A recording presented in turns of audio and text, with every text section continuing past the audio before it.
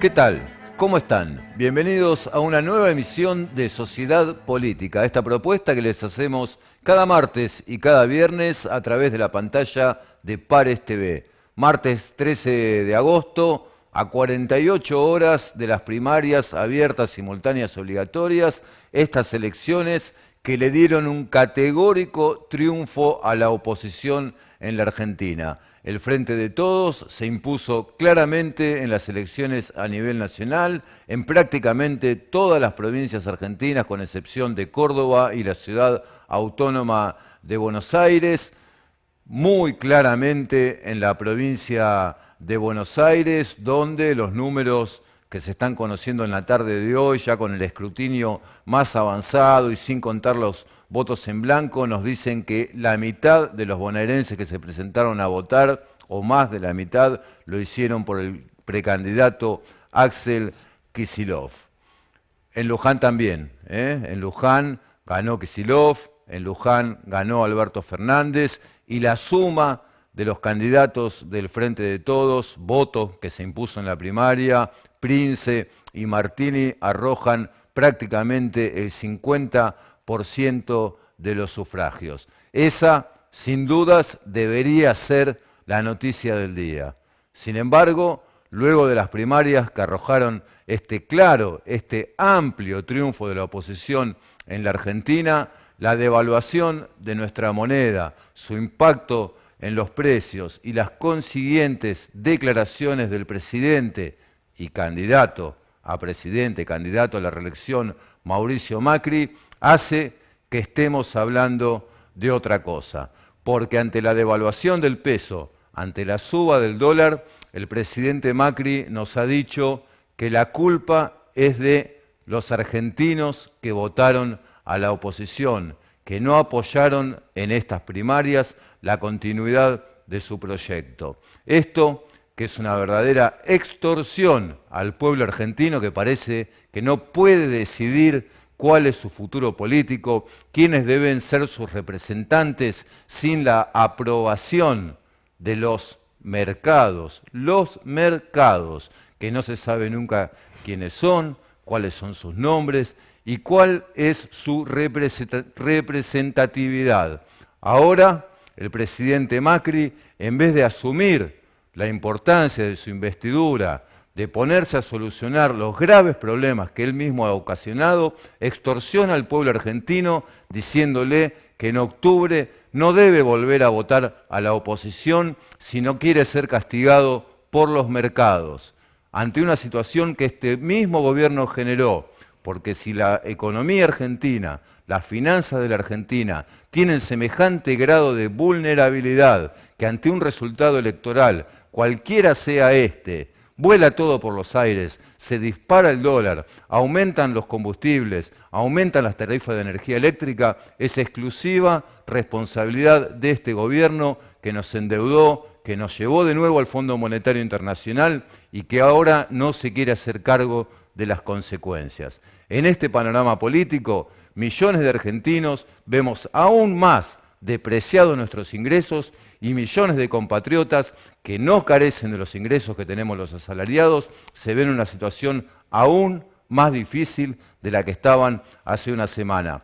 Pero esa no es responsabilidad de Alberto Fernández, no es responsabilidad de los argentinos que acompañaron con su voto a la oposición. Esa es responsabilidad del gobierno nacional que debe resolverla, que debe tener la suficiente responsabilidad del presidente Mauricio Macri para garantizar la realización de elecciones generales y la correcta transición hacia la asunción de un nuevo gobierno el 10 de diciembre.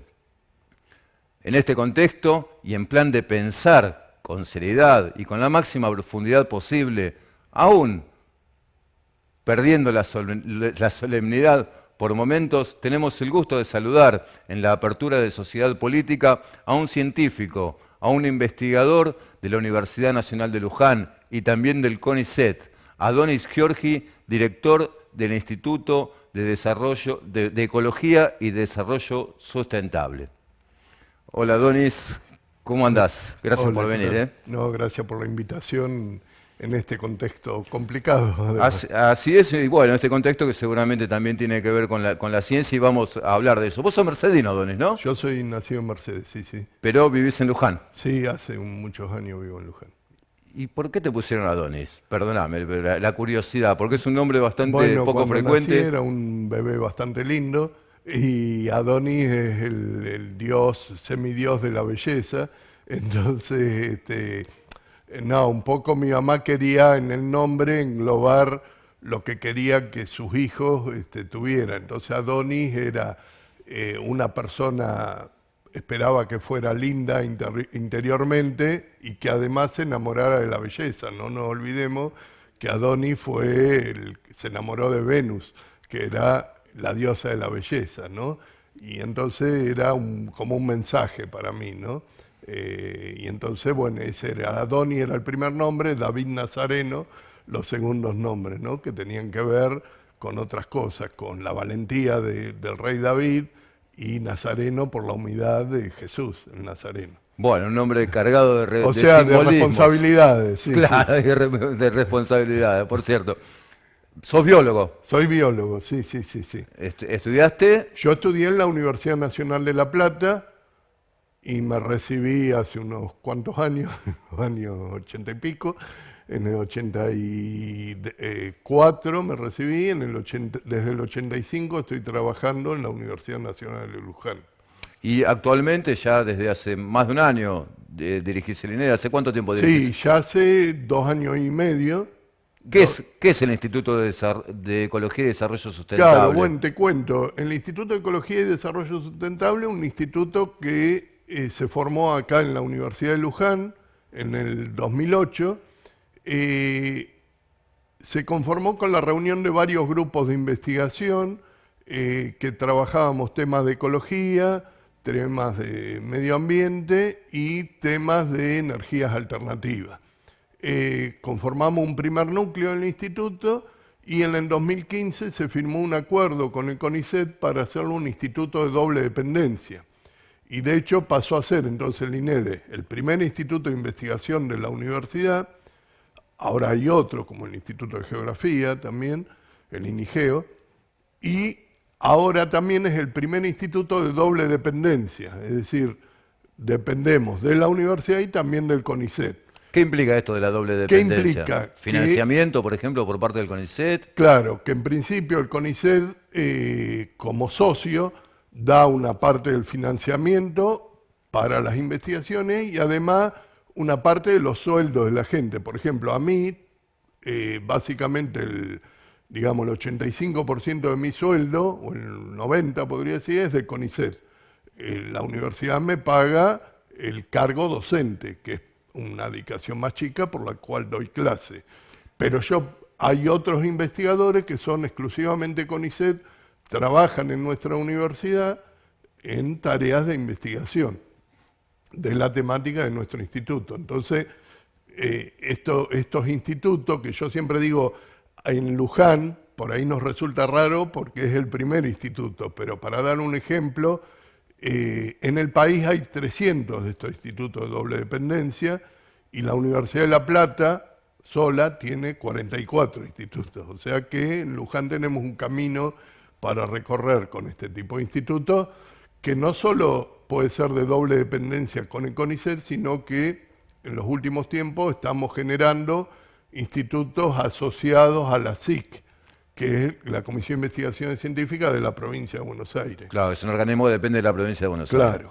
¿Y qué investigás, Adonis, vos personalmente? ¿A qué te dedicás?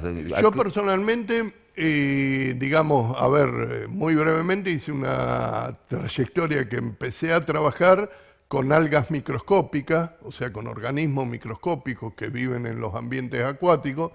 Como varios de esos ambientes acuáticos están contaminados, empecé a tratar de estudiar cómo se contaminaban y cómo detectar la contaminación, y fui introduciéndome en temas de calidad de agua.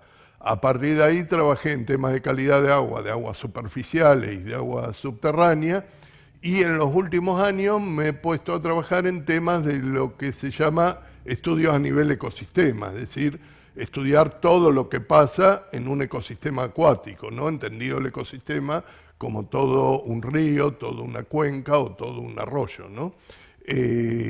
Entonces, un poco en los trabajos que yo hago en la actualidad, con alguna gente trabajo con organismos microscópicos, con otra trabajo con organismos a nivel, o más una visión a nivel ecosistémica, y en los 2 últimos años también hemos aplicado estas cuestiones a cómo se utiliza estos conocimientos en la componente social, digamos, o sea, cómo lo aplicamos a la sociedad, porque para mí como biólogo, y de hecho me pasó esta tarde, uno se pone a mirar una muestra microscópica y es entrar en un mundo nuevo, digamos, es como navegar. Entonces te pones en esa muestra y es como que te vas del mundo, te olvidas del dólar, Sí, te te olvidas abstraes. claro, y te retrasás y por ahí decís, no, esto es re lindo, pero la gente te dice, ¿y a vos te pagan encima por esto? Porque esto a quién le interesa. Y bueno, sirve para muchas cosas. Si vos mirás ese organismo, decís, este organismo está acá cuando hay contaminación.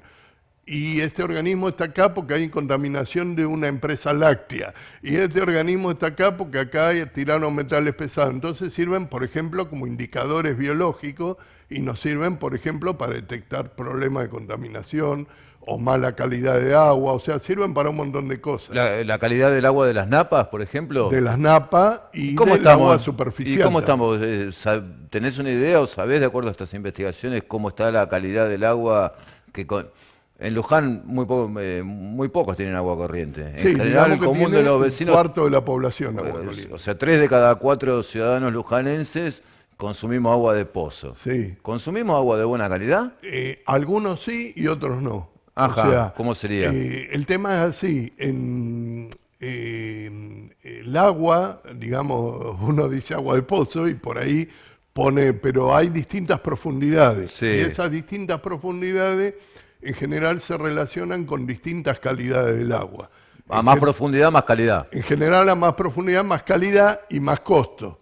Entonces, había un médico sanitarista, el doctor Escudero, que No decía, sé cuán profundo será el pozo de acá del claro, que canal, ¿no? decía que el nivel socioeconómico está en relación inversa a la profundidad de tu pozo. Porque, claro, un Entonces, pozo más barato, claro. claro, el pozo más barato es menos profundo y el pozo más Sí. profundo es más caro. Bueno, el Con lo común de cual, la gente tiene un pozo más barato. claro, y entonces ahí tenemos un problema de que la calidad del agua está bastante comprometida. Para darte una idea, antes uno iba y bombeaba el agua. Sí. Ese agua de la bomba nos levanta una columna de agua de 3 metros, de 5 metros. Bueno, esa agua yo no la tomaría ni que me torturen. ¿Por qué? Porque es probable que esa agua esté en mala calidad, básicamente microbiológica, por los organismos que puede tener. El agua de más profundidad, estamos hablando de 15 o 20 metros, puede tener problemas, no digo que lo tenga en todo Luján, pero tiene en un porcentaje que nosotros calculamos un 70% del partido de Luján, algún problema o de arsénico o de nitrato o de alguna otra contaminación puntual, que a veces tiene que ver con la construcción del pozo, cómo fue hecha la perforación. Si la perforación, por dar un ejemplo, no está bien hecha, se puede contaminar con los pozos ciegos, los pozos absorbentes. Esto vos decís pozos relativamente profundos, de 15 metros. Sí, de 15 metros. Y entonces, ¿y los pozos que están a 3, 4 metros, qué pueden llegar a tener? Microorganismos, por ejemplo, bacterias, Escherichia coli, bacterias que generan diarreas, enfermedades. O sea, ¿qué nos pasa? Muchas veces estas enfermedades son descomposturas, uno va al hospital, hace una dieta y se pasa, y por ahí no tomamos relevancia de que muchas son productos de tomar agua con mala calidad. Y esto, bueno, va trayendo a largo plazo una serie de problemas de salud, que un poco los estudios que hacemos irían destinados a que estas cosas se puedan anticipar, digamos, se pueda hacer medicina preventiva de algún modo. ¿Y ustedes desde la universidad tienen contacto con las autoridades, digamos, con los decisores políticos, con quienes toman las decisiones políticas? Porque bueno, convengamos, si muchos lujanenses están consumiendo o estamos consumiendo, porque realmente a veces uno no sabe, ¿no? Que yo, en mi casa yo alquilo, donde vivo, qué sé Sí, yo. sí. Que Sí, a no veces sé. no sabés. No, Sí, cuando sí. alquilé no pregunté cómo era el pozo. Yo tomo el agua y confío. Eh, pero bueno, era un paréntesis. No, no, pero es lo que habitualmente pasa. Nunca mandé el agua a analizar, no Sí. sé, qué sé yo. Digo, las autoridades municipales en este caso, ¿son conscientes de esto? ¿Tienen un diálogo, un ida y vuelta con los investigadores como para decir, bueno, esto es un problema de salud pública, ¿cómo podemos hacer una campaña para que la gente tenga la cuestión en cuenta y eventualmente lleve el agua a analizar? Digamos ¿Existe eso? que diálogo hay, a veces ha sido más fluido que otros, dependiendo de ciertas circunstancias. Qué sé yo, hace muchos años, bueno, yo tuve una participación en la gestión y entonces ahí, en la municipalidad, entonces Sí. ahí había un intercambio más fluido. En otras épocas que no Hace muchos participaba, años, estamos hablando de hace 20 años, 20 Dani. años. Sí. En otras épocas, digamos, hace estos últimos 6 años, digamos, hace poco, muchas veces nos han convocado para preguntarnos cosas puntuales. Lo que pasa a veces es que, a ver, un poco yo decía, gracias por invitarme en este contexto, cuando esta charla va con un político, un representante político, un gestor, se muestra muy interesado y a veces quiere hacer cosas y de hecho empieza a hacerlas, pero muchas veces las sucesivas coyunturas políticas y cosas apremiantes que vivimos hace que, bueno, esto lo dejamos para después, o sea, como que Hay otras urgencias. el agua puede esperar porque necesitamos que haya comida para la gente. Y uno le dice, bueno, pero mirá que el agua también es un alimento porque lo tomamos todos los días. Y claro, yo entiendo también el que está en la gestión que tiene que apagar incendios, digamos, buscar perritos Sí. perdidos, hacer distintas cosas, a veces no da la respuesta adecuada. Entonces, un poco lo que hacemos los científicos es lo mismo, seguir estudiando y ver nuevos métodos y en la medida que podemos también difundirlo. A ver, con esto no quiero decir que a nivel municipal, por ejemplo, no se haga nada. A nivel municipal se hace un control de los pozos de agua potable, se hace control de muestras que uno lleva, por ejemplo, se hacen muchas cosas. Vos me decís, ¿se podría hacer mucho más? Seguramente. En una época, por ejemplo, una de las cosas que se podría hacer es que la gente que hace las perforaciones lo haga gente capacitada, que esté matriculada, porque a veces, cosa que hemos detectado, si bien hay empresas muy buenas, hay otras que te hacen ofertas, dice, te vendemos la bomba y te hacemos el pozo a tanto dinero. Y uno dice, bueno, sí, esto es más barato, le compro a este porque es más barato. Y claro, y muchas veces hemos visto en barrios que le dicen, te hacemos un pozo a 15 metros y el pozo que le hacen es a 6. Digamos. Claro. Y entonces esto trae inconvenientes. Digamos. Y el agua de los cursos de agua, el río, los arroyos, te digo porque hace algunas semanas estuvo acá Sergio Frascaroli de Inundados de Luján y hizo una referencia, al pasarla hizo, respecto del agua contaminada del río. Sí. ¿Cómo está ese tema? ¿Está muy contaminada el agua del río, de los arroyos? ¿Con qué está contaminada? Bueno, un poco la regla que hablábamos antes. Más hacia arriba va, más posibilidad de que haya contaminantes. Entonces, el agua, por dar un ejemplo, en el río de la Plata se toma agua y se la potabiliza. Sí. Acá no se nos ocurriría tomar agua del río Luján y potabilizarla, porque saldría muy costoso, porque hay más contaminantes. ¿Qué contaminantes? Y ¿Puedo bueno, decir que el agua del río Luján está más contaminada que la del río de la Plata? Por eso sería. Sí, sí. ¿Sí? Sí, porque el río de la Plata... Porque la mirá que verdad- la del río de la Plata.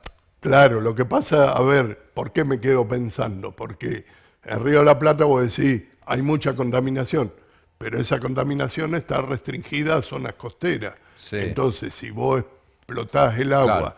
aguas adentro del Sí, Río de la Plata, claro. podés tener más calidad. Pero es un río inmenso el Río de la Plata. Claro, el río El Luján río no. Luján es ¿Y con lo- qué está contaminado el río Luján, por ejemplo? Bueno, con residuos cloacales, por ejemplo.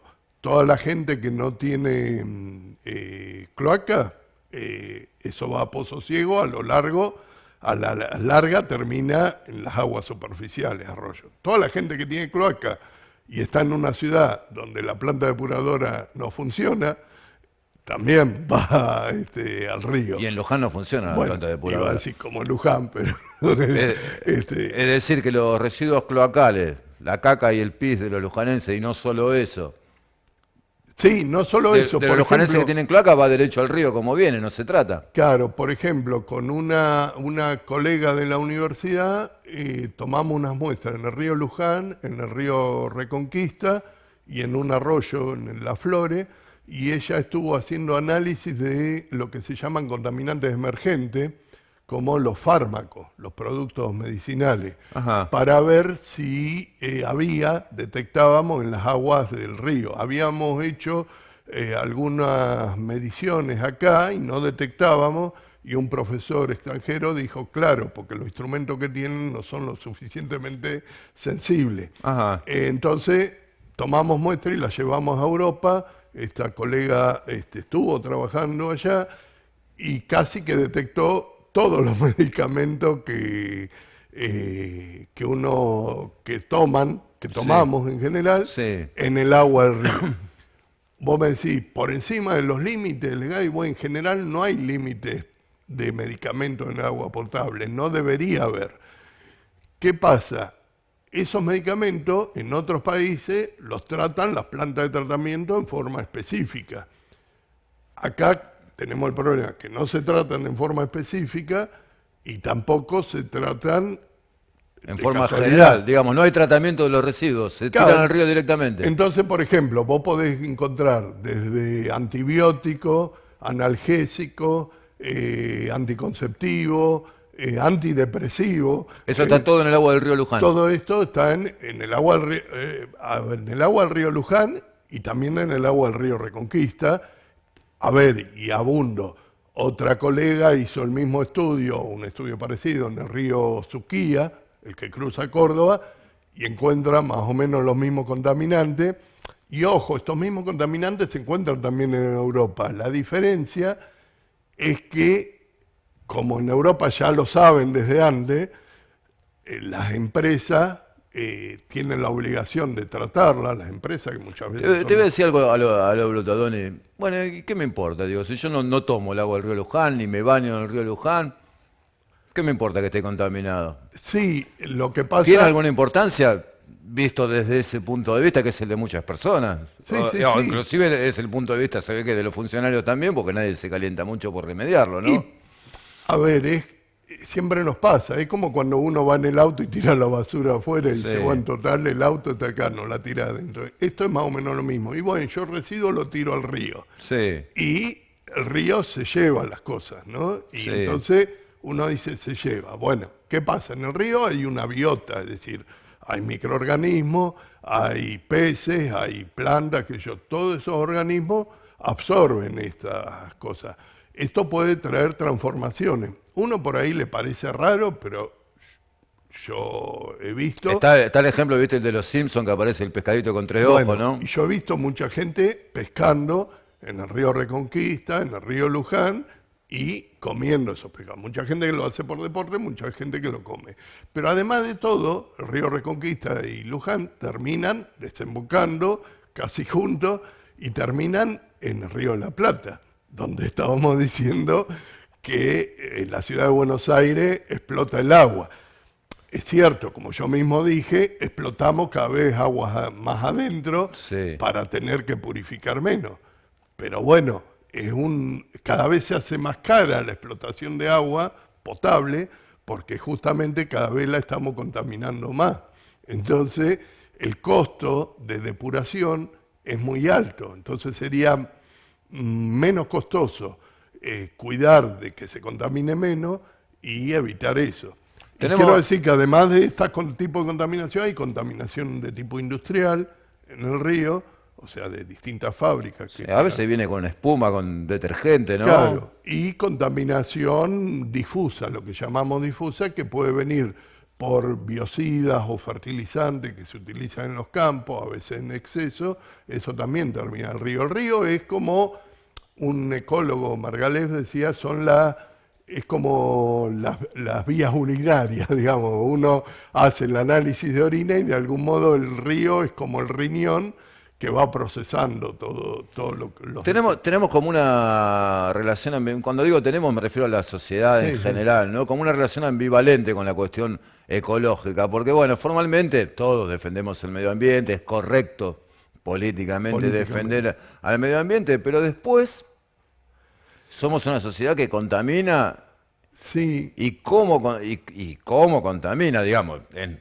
Luján tenemos un problema histórico que es el basural, y no hay no, no, mayores no. campañas para que no generemos menos residuos, para que generemos menos residuos ni nada, ¿no? ¿Cómo lo ves vos que sos un especialista en ecología, en cuestiones que tienen que ver con la ecología, esta relación que tenemos como sociedad con el medio ambiente más allá de las declamaciones? Sí, yo creo que tenemos un problema de el uso del ambiente en cuanto a que es algo compartido entre todos. Entonces, yo creo que en general, casi en Luján, en Argentina, tenemos una cuestión para discutir con un sociólogo, alguien que sepa más, con las cuestiones que son de uso compartido o uso público, digamos. Entonces, un lugar que decimos, no, está bien protegerlo, pero que cada uno de nosotros no lo protege. Esto no excluye de responsabilidades. Yo creo que algunos son más responsables que otros. Es decir, Es como ese viejo dicho que dice, vos tirarías el papel en tu casa, en el comedor de tu casa, ¿por qué lo tirás en la calle, no? claro, pero Si estoy en mi casa, soy una persona limpia. Si estoy en la calle, no me importa. claro, y entonces esta cosa se ve multiplicada en todos los ámbitos. Y entonces en todos los ámbitos es, bueno, qué sé yo, por ejemplo, actualmente en las empresas, en las industrias, está bien hacer reciclado de residuos en la industria, está bien separar las tapitas, las botellas y qué sé yo. Pero esa misma gente que trabaja en la industria, me consta, hasta te puedo dar nombre y apellido, van cerca de mi casa, que vivo en un ambiente más abierto, y tiran la basura de su casa porque el basurero pasa 2 veces a la semana y no quieren tener la basura en su Bueno, casa. dame nombre y apellido. ¿Eh? Dame nombre y No, apellido. no lo quiero. Pero digo nombre y apellido porque siempre pensé que como especialista y si estuviera en un municipio, muchas veces la estrategia es si uno revuelve esa basura, muchas veces se encuentra, y ahí te das cuenta la poca importancia, encuentran la dirección, el nombre de la persona, el cuaderno del chico que está tirado. Y yo personalmente he ido a alguna de las casas a decirle, ¿usted tiró esta basura? No, ¿cómo? ¿Pero cómo? Acá está el nombre.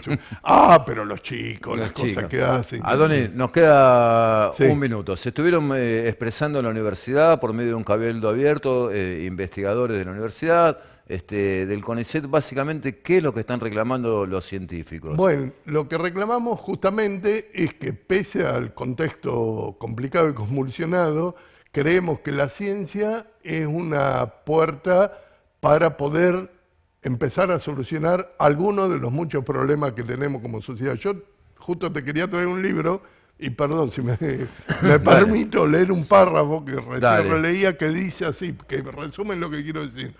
Dice, la ciencia moderna ha dividido la humanidad en un primer mundo que investiga, inventa, produce, vende, decide, dicta, impone, censura, invade y explica por qué debe bombardear y torturar en sus bases militares para que la humanidad aprenda a no violar los derechos humanos. Y un tercer mundo, que viaja, se comunica, viste, cura y mata con vehículos, ropas y medicamentos y armas que han inventado los del primero. Y por supuesto, al hacerlo, se anegan deudas impagables, desocupación, miseria, hambre, ignorancia y dependencia. La ciencia moderna plantea una situación tristemente insólita. Si a un país y a la gente que lo habita le falta alimento, combustible o camino, no duda un instante en señalar correctamente cuál es el déficit. En cambio, si carece de ciencia, no lo advierte, no está capacitado para hacerlo. El Cabildo Abierto lo que pretendía era decir, ojo, no está faltando ciencia para enfrentar los muchos problemas que tenemos. Adonis Giorgi, científico, investigador, biólogo de la Universidad Nacional de Luján, también del CONICET. Gracias por venir a No, Sociedad gracias por la Política. invitación, por favor. En el próximo bloque de esta edición, Antonio Muniz, presidente del Partido Justicialista de Luján. Volvemos en 2 minutos.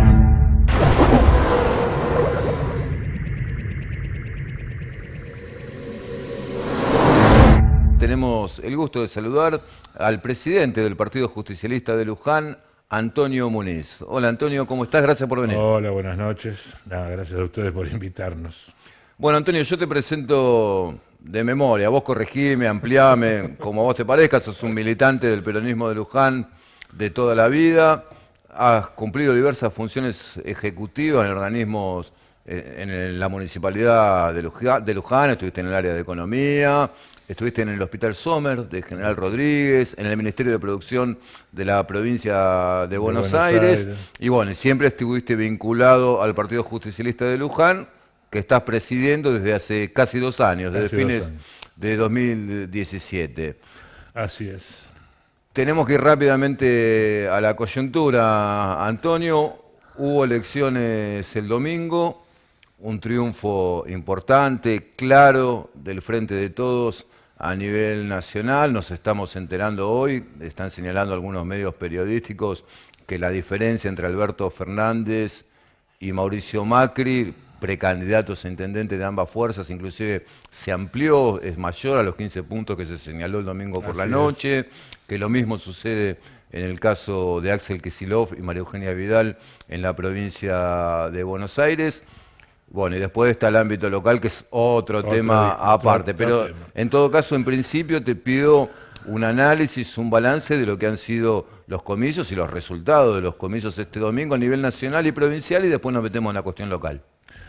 Indudablemente ha sido un gran plebiscito de todo este proceso de unidad que se dio en el peronismo nacional. Creo que la gran artífice, y hay que reconocérselo, es Cristina Fernández de Kirchner, que tuvo la grandeza de dar un paso al costado. Cuando ella es la gran dueña de los votos, elegir un referente como Alberto Fernández, que siempre fue un gran armador. ¿Por qué dio un paso al costado, Cristina? ¿Cuál crees que ha sido la razón fundamental? Ella lo dijo, yo no quiero ser, en su momento dijo, yo no quiero ser, ni voy a ser alguien que entorpezca la unidad, digamos.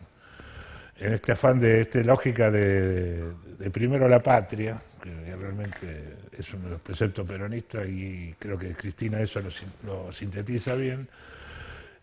La necesidad era de generar un frente lo más amplio y abierto posible, digamos. No solamente la unidad del peronismo, sino de sumar todos aquellos sectores, movimientos sociales, otros partidos políticos, un gran frente nacional y popular que pudiera enfrentar este proyecto neoliberal, oligárquico, que encarna el presidente Macri. Con el convencimiento de que una renovación, unos 4 años más del gobierno de Macri, nos quedábamos honestamente sin país. Creo que era inviable, el proyecto de Macri era inviable, como lo estamos demostrando en estos días. Pero la necesidad era que derrotar en las urnas este proceso que fue legítimo en su momento, elegido por la gente, pero que realmente traicionó todas las expectativas de los que lo votaron, pero además estaba traicionando y destruyendo las estructuras básicas del país, digamos, la política de saqueo, bueno, de destrucción. Todavía lo está haciendo. Todavía está en el gobierno. Vos estabas hablando en pasado ya, además. Sí. Te traicionó el inconsciente, Antonio. Creo que en ese sentido Cristina y el peronismo en su conjunto, y la Fuerza Nacional y el pueblo, lo ratificó este pasado domingo, votó casi en defensa propia, digamos. Creo que Cristina fue una figura trascendente en esto, se ha mantenido al margen, digamos, no quiso entorpecer, y puso a Alberto una figura más conciliadora, más moderada, si querés, entre comillas, que pudiera sumar aquellos sectores que por ahí tenían algún grado de resistencia con Cristina. Creo que eso se concretó y se vio reflejado en las urnas, en el apoyo mayoritario, mucho más amplio de lo que realmente nosotros esperábamos. Sabíamos que íbamos a ganar, pero pensábamos en margen de 5 o 6 puntos, y no pasar de los 40, 42, 43%. Casi llegamos al 50%, y en el caso de la provincia de Buenos Aires se sobrepasó. Axel Kicillof gana con el 51, 52% sobre la mejor figura que tenía macrismo, que era María Eugenia Vidal, supuestamente. Sí, voy a aclarar una cosa, Antonio, porque Corregime. no, por los porcentajes que estás dando son de hoy y tienen que ver, según entiendo, según pude pispear minutos antes de empezar con este programa, con el tema del conteo del voto en blanco, el cálculo de los votos en El blanco voto para en el blanco. porcentaje, que bueno, hace que los porcentajes varíen y también con el avance del escrutinio. Este es final, digamos, resultado Sí. final, digamos, contabilizado el 98, 99% de los votos emitidos. Pero igual, 1 o 2 puntos más, 2 puntos menos, no disminuye una victoria amplia de Frente para Todos y una derrota, creo que esto es lo más importante, de este proyecto oligárquico, antipopular, casi te diría hasta neocolonial, digamos, que esto es lo que creo que la gran perversidad que esto tiene, una política alineada a los intereses de Estados Unidos, a lo peor de la política internacional de Donald Trump, un seguidismo, que Argentina nunca fue eso, nunca Argentina no, contrario, siempre tuvimos una posición más, con diferentes gobiernos, ¿no? Una posición mucho más firme defendiendo los intereses argentinos, defendiendo los intereses de Latinoamérica, anteponiendo muchas veces y oponiéndonos a las políticas norteamericanas. Pocas veces he visto un gobierno tan cipayo, tan obsecuente con las políticas yanquis y el ejemplo más grande es el alineamiento total y absoluto con el Fondo Monetario Internacional. Digamos. Hoy el ministro de Economía es el Fondo Monetario Internacional. No se puede hacer nada si no se le pide permiso del fondo. Y sabemos cuáles son las políticas del fondo y cuál es el daño que generan en la sociedad argentina. Esto, lo que estamos viendo en estos días, en el día de hoy, tiene que ver con eso, con políticas fracasadas en el mundo que insisten en volver a aplicar, que son políticas que terminan destruyendo el aparato productivo, la economía real, los trabajadores. Gracias a Dios creo que es un proyecto terminado, a pesar de que todavía quedan 4 meses de gestión formal. Y las elecciones generales. 4 elecciones generales, pero en principio... ¿Vos crees que hay alguna posibilidad de que el gobierno revierta el resultado, que digamos, que pueda alcanzar la posibilidad de una instancia de balotaje?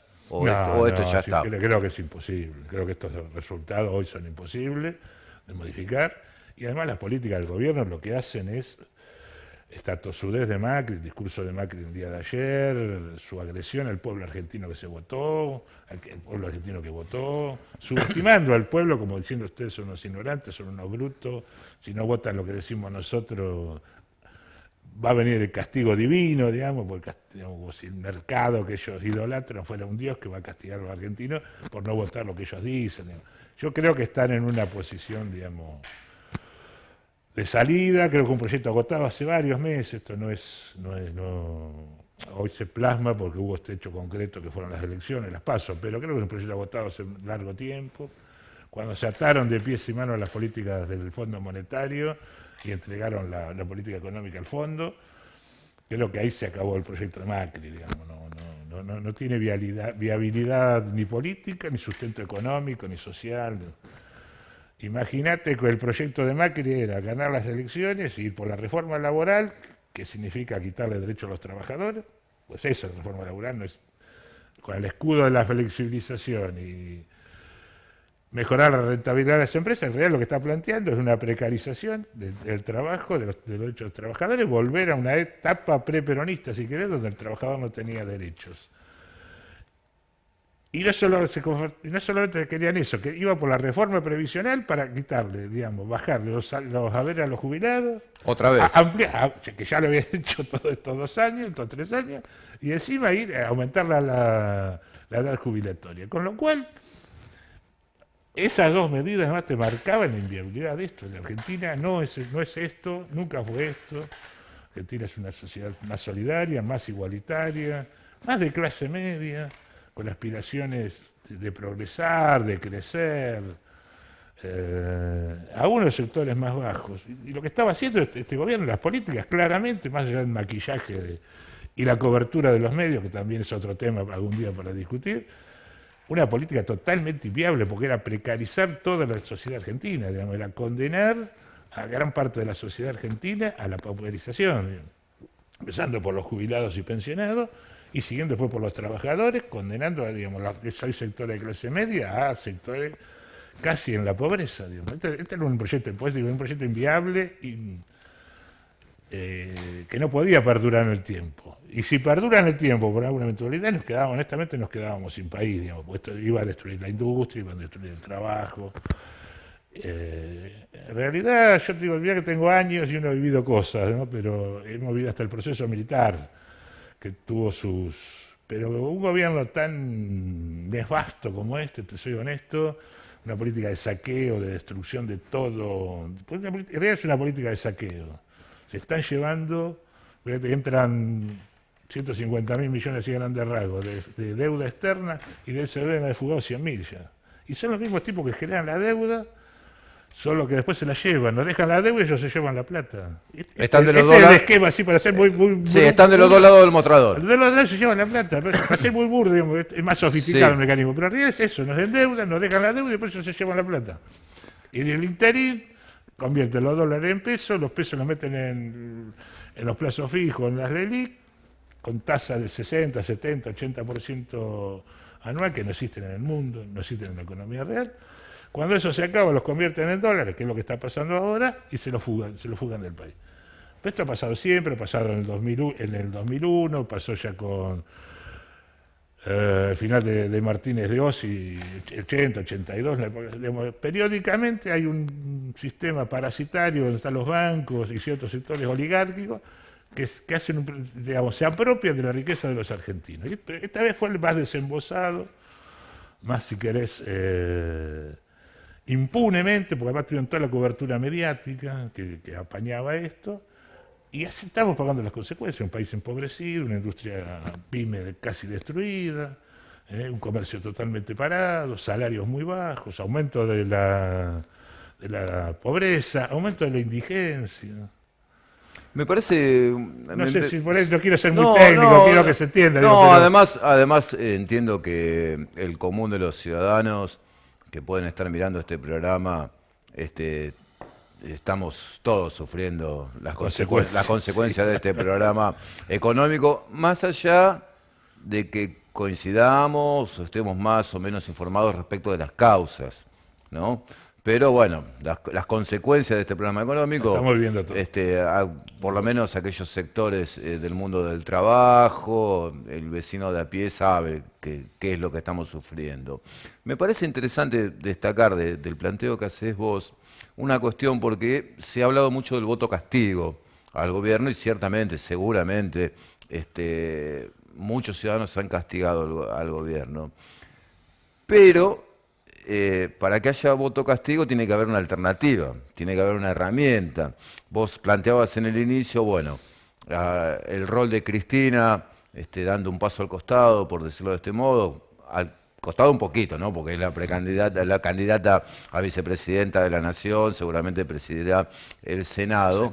Pero bueno, más allá de ese rol de Cristina, me parece que también que con la constitución del Frente de Todos, un sector muy importante de la dirigencia política argentina ha tenido la capacidad de construir esa herramienta electoral que presente una alternativa a los argentinos ante la debacle económica de Macri, que podría no haber sido, Antonio. Digamos, podríamos estar en la misma debacle económica y la oposición podría no haber constituido una alternativa cierta, ¿no? Como estuvimos gran parte de estos 3 años, digamos. Me parece que es algo que tenemos que ver y tener claro también. Digamos, este modelo pudo avanzar estos 3 años y medio. Digamos, se sumó Massa, se sumó a movimientos sociales, está bien. El modelo pudo avanzar, o Macri, el gobierno pudo avanzar en esta cosa, digamos, tan impopular, tan inviable, porque tuvo una gran cobertura mediática. Digamos, el papel de los medios, sobre todo el Grupo Clarín, La Nación, ha sido una cosa muy perversa que en algún momento habrá que discutir en serio, digamos, cuál es el rol de los grandes medios en la política, en la vida de los argentinos. Y por el otro lado, la división del campo popular, no te digo del peronismo, el campo popular, digamos, por un lado estaba el peronismo más formal, el kirchnerismo, si querés, el peronismo de los gobernadores, Massa, que un peronismo por ahí más moderado, si querés. Había una fractura ahí del campo popular, y ellos vieron esa grieta y trabajaron en ese sentido, y lo aprovecharon. También hubo grietas en el sistema gremial, el modelo gremial, por ahí, digamos, la CGT, por un lado, las dos CTA, la Corriente Federal, distintos grupos que expresaban distintos intereses, pero que no se unificaban en una posición común contra el gobierno. O por lo menos no lo hacían a lo mejor desde el punto de vista formal, declarativo, pero no había acciones concretas para oponerse.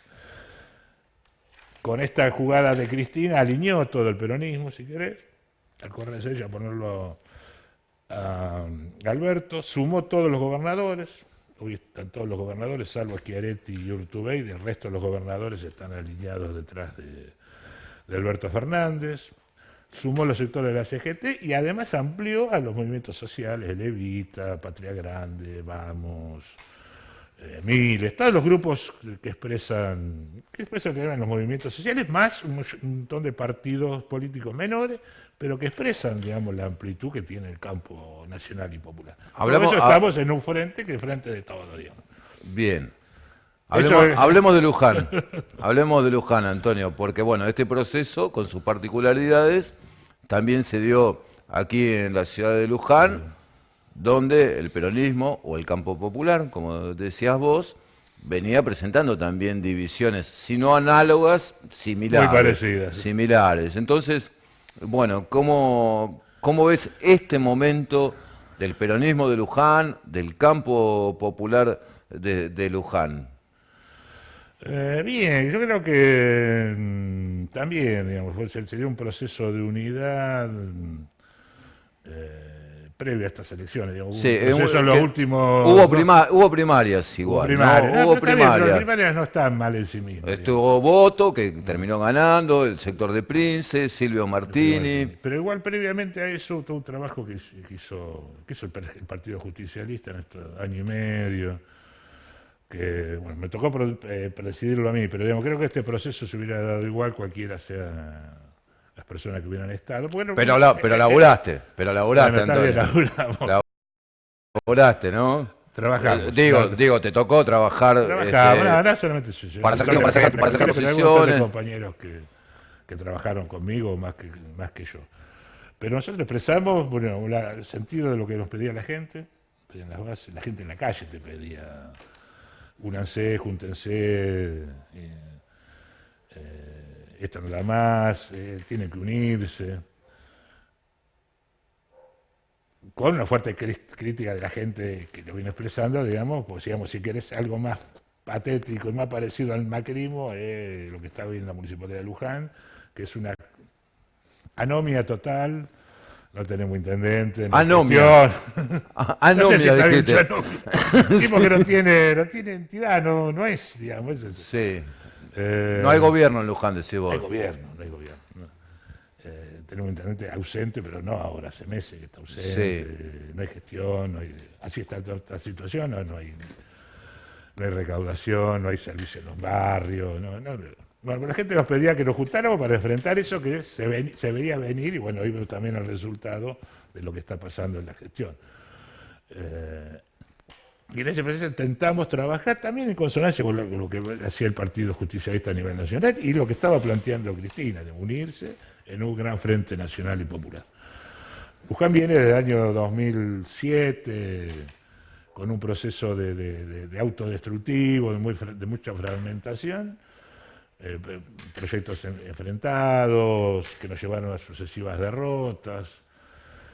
Tratamos de unir en el sentido de decir, bueno, juntémonos, discutamos política, animemos aspereza, olvidémonos del pasado, perdonémonos mutuamente todo y construyamos algo hacia adelante, digamos, así como primero está la patria, primero para nosotros está Luján, digamos. Luján no puede, esta hermosa ciudad que uno ha conocido, estar en la situación que está. Bueno, tenemos que hacer algo tenemos que volver a ser gobierno, pero no para ser gobierno y ser funcionarios nosotros, para ser gobierno para, digamos, reparar el daño que está Bueno, sufriendo. en ese proceso llegamos a las primarias del domingo 11 de Nosotros agosto. avanzamos muy, te soy honesto, para ser sintético, trabajamos, nuestra ambición era una lista única que sintetizara los distintos sectores. Ahí no fue posible, había distintos proyectos, distintas ambiciones personales, muchos grupos, mucha fragmentación que fue difícil de superar rápidamente. Sí.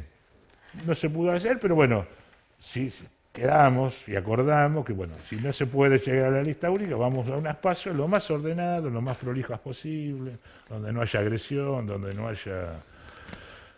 Cosa que ha pasado muchas veces, hemos vivido. ¿Y qué lectura haces del resultado de las PASO? Creo que eso lo logramos, pero termino. Sí. Creo que lo logramos. Se firmó un acuerdo de todas las partes, digamos, de convivencia, si querés. Y dice, bueno, vamos a las PASO. Terminadas las PASO, vamos trabajando, nos alineamos todos juntos con los candidatos que fueron elegidos y vamos todos trabajando para octubre volver a ganar en Luján y el 10 de diciembre ser gobierno. No, creo que la gente se expresó, el pueblo de Luján se expresó. Yo tengo un profundo respeto por el doctor Miguel Ángel Pérez, con el cual tengo una amistad de 40 años por lo menos, de militancia. De amistad personal y además de militancia política. Somos más o menos de la misma generación. Empezamos a militar allá por los 70. 72, 71, 72, así que nos conocemos desde hace mucho tiempo. Y después hemos trabajado mucho tiempo juntos, codo a codo, en la gestión municipal y en la gestión política. Tengo profundo respeto por el compañero Leo Boto, así también como por Silvio Martini, que también es casi un amigo personal, Silvio. Creo que expresaban distintas cosas, distintas posiciones personales, todas válidas, bueno, y el pueblo de Luján eligió la que creyó más válida, más vigente, con más proyección. ¿Y se suman ahora los votos? Se sabe que no siempre se suman directamente, pero no, vos crees, votos, digamos, porque entre los tres obtuvieron casi el 50% de los votos. El 50%, sí. ¿No? Sí. Eso en principio uno dice, bueno. Digamos, la experiencia muestra que las PASO son medias tramposas, digamos, porque vota mucha gente que no tiene lealtades partidarias, vota por un candidato, por otro, por simpatía, ¿no? Pero no tiene una pertenencia al Partido Justicialista, al Frente de todo. Entonces no es un voto cautivo. La experiencia muestra que, digamos, el ganador por ahí puede tomar el 30, 35% de los otros, que ese voto va directo. Pues es un voto supuestamente, entre comillas, peronista que votaría al ganador. El problema es sumar al otro 70%, que no tiene como primera opción votar al rival, digamos. Lo que hay que trabajar mucho es ese 70% que queda ahí boyando, que es un voto simpatizante, pero que no tiene pertenencia, no se siente perteneciente al PJ, digamos, no es un voto cautivo. La unidad es necesaria pero no es suficiente. Digamos, la unidad para sumar ese 70%, pero además para seguir trabajando alineados en un objetivo común, con una estrategia común, para sumar ese 70% que queda ahí apoyando e ir por más votos, de esos supuestos votos independientes que hay en la sociedad, para completar, ganar una elección en Luján. Hoy tenemos la ventaja de que tenemos, digamos, entre las tres listas tenemos el 50%, Kicillof en Luján debe haber andado por el 40 y pico, Alberto lo mismo, o sea, está todo como para que el candidato a intendente, en este caso Leo Boto, sea el próximo intendente en Luján. Pero bueno, hay que alinear las fuerzas y trabajar eso. Y después hay que trabajar en la gestión, digamos, una cosa es ganar.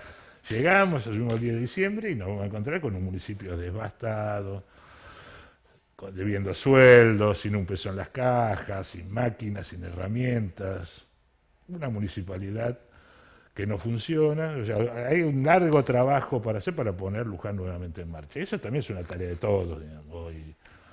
No solamente del peronismo y del Frente de Todos, sino hasta habría que sumar a otros sectores sociales para generar un gran frente que pueda trabajar al superar la crisis que estamos viviendo. La tarea, te digo, los próximos 4 años para el próximo gobierno va a ser muy difícil. Pues la crisis nacional va a seguir estando, va a ser muy difícil No, y además claro. hay que sumarle la crisis local, que no es menor. Sí, Muy, claro, muy endeudado. Sí, te pregunto para cerrar, Sí. Antonio, estamos en momentos críticos. Luego de las primarias se disparó el precio del dólar rápidamente en los alimentos, en los diversos productos. Hoy un compañero de trabajo me comentaba un mensaje que le habían enviado de un corralón respecto de un incremento de precios bastante elevado y ya anunciado. Hay productos que no tienen precio. Es una situación muy difícil compleja, sí. para la gran mayoría de los argentinos. ¿Qué crees que va a pasar? ¿Podremos llegar normalmente a las elecciones del 27 de octubre y luego al 10 de diciembre? Espero que sí. Ojalá sea así, porque lleguemos de la mejor forma posible, sea lo menos traumático para la gente. Pues de último, el que paga el pato es la gente, que sufre, que vive de un sueldo, que al que no, a lo mejor no tiene trabajo, o se está por quedar sin trabajo, o porque no le pagan el sueldo, porque la empresa no vende. Hoy está todo parado, la economía real está todo parado. Hoy no hay precio en el mercado, los insumos no tienen precio, vos no tenés precio de referencia para vender. Los alimentos, hoy ya estamos llegando listados de aumento del 15, el 20, 25%, hoy estamos hablando. Sí. Con lo cual la semana que viene va a ser otro tanto. Es una muy compleja, muy compleja. Pues vamos a una gran recesión, o sea, un gran parate de toda la economía y encima inflación. O sea, el cóctel más perverso, si querés, es que se llama esta inflación. ¿Va a Inflación con ¿Va a recesión. poder resolver esto Alberto Fernández sin ajuste? O sea, te corro un poco Que por, yo te corro creo por que izquierda, Antonio. Digo, este gobierno no lo va a hacer porque su ideología es otra y sus intereses personales y empresariales son otros. Son el saqueo y apropiarse de toda la riqueza de los argentinos. Por eso dolarizan que es el problema que tenemos, así para no ser muy largo, digamos. Nosotros tenemos hoy dolarizadas los alimentos. O sea, los alimentos que nosotros producimos están dolarizados. Sí, o sea, lo aumenta con el precio del dólar. Lo sí. cual es una barbaridad. desde el punto de vista. Alimento, combustible. No, pará, Claro. alimentos que nosotros producimos. Con lo cual, los alimentos hoy son una cosa muy cara, cosa que nunca pasó en la historia argentina. Siempre los alimentos Sí. eran relativamente baratos. La gente Sí. podía comer aún con el problema económico. Hoy los alimentos son caros e inaccesibles. A eso le suma dolarización de los combustibles, dolarización de los servicios públicos. Un cóctel peligrosísimo, digamos, porque cualquier modificación del dólar modifica todos los precios, digamos. Con tasas de interés de 50, 60, 70%, que es inviable. Ningún país del mundo puede vivir con una tasa de interés de ese tipo, que paraliza la actividad productiva. Porque vos no podés cambiar un cheque, no podés pedir un préstamo bancario. ¿Cómo haces para pagar sueldos si vos sos una pyme? No vendés, no tenés acceso al crédito. Y va a poder, parando y cerrando. en 2 palabras, ¿cómo lo resuelve Alberto Fernández? Hay que cambiar el modelo económico. Digamos, el ajuste es una mentira, es sacarle a los pobres para darle a los ricos, darle a esta clase dirigente que lo está gobernando. Hay que darle plata a los pobres, hay que volver a darle trabajo a la gente, poner en marcha el aparato productivo, dar créditos rápidos para las pymes, para capital de trabajo que rápidamente puedan ponerse en marcha. Algunas líneas de crédito para consumo de la clase media, y ya con una cosa un poquito más avanzada hay que volver a tener políticas para la clase media de acceso a la vivienda, de acceso a un terreno, de acceso al estudio. Este gobierno sacó hasta las becas del Progresar, el programa Progresar, que permitía que muchos pibes fueran a estudiar. Se sacó hasta eso, digamos. Antonio ¿verdad? Muniz, presidente. ¿Cómo la gente va a votar otra cosa que no sé lo que votó el domingo? Antonio Muniz, presidente del Partido Justicialista No, de Luján, muchas gracias, gracias a por vos, venir un gusto a estar acá, en Sociedad serio. Política. En la despedida de este programa, la autorreferencia a Pares TV, que hizo una muy buena cobertura, de la que tuve el gusto de participar el domingo de la jornada electoral, pero que para que los que lo siguieron a través de YouTube, yo siempre les recomiendo que pongan la antena y lo miren a través de la televisión digital. Pero para los muchos que lo siguieron a través de YouTube, se cortó abruptamente por denuncias de las corporaciones respecto de uso de material al cual Pares tenía todo el derecho de acceder libremente. Y al día de hoy todavía este canal tiene esa cuenta de YouTube bloqueada, por lo cual ustedes no pueden ver este programa a través del streaming, sino que lo ven subido directamente a YouTube. Defendamos a Pares TV, es una buena posibilidad con muchas alternativas, se está haciendo mucho periodismo, se está haciendo buena televisión, defendámoslo. Nos encontramos el próximo viernes a las 21 en Sociedad Política. Gracias.